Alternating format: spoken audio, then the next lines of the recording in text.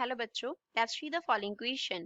Rocket propulsion is based on the scientific principle of rocket propulsion जो है वो किस scientific principle के ऊपर based है.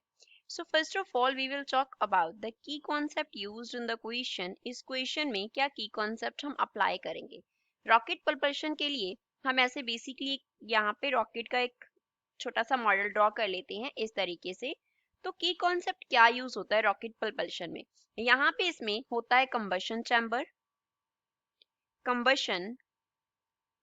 चैम्बर जिसकी हेल्प से क्या होता है, जो हमने इसमें क्या डाला होता है, फ्यूल डाला होता है, उसको कन्वर्ट किया जाता है गैसेस में. किसमें कन्वर्ट किया जाता है, गैसेस में. और जो गैसेस हैं वो कैसे मूव करती हैं, डाउनवर्ड मूव करती हैं.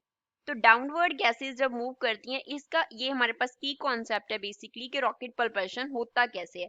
अब इन गैसेस की वजह से जो रॉकेट है वो ऊपर को जाता है. कैसे, यहाँ पे अप्लाई होता है Newton's third law of motion.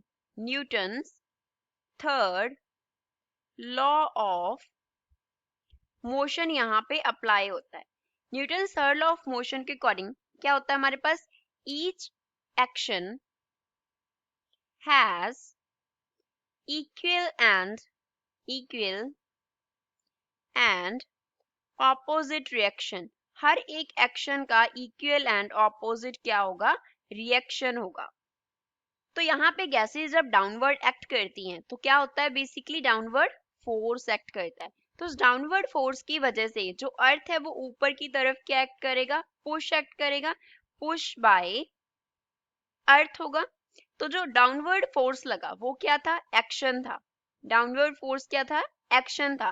तो Newton third law of motion comes into play. वहां पे अर्थ ने क्या लगा दिया, अपवर्ड पुश लगा दिया. तो पुश जो था वो किस डायरेक्शन में लगा, अपवर्ड डायरेक्शन में पुश एक्ट हुआ. That was that is a reaction, जो कि क्या होता है, रिएक्शन होता है. That is reaction.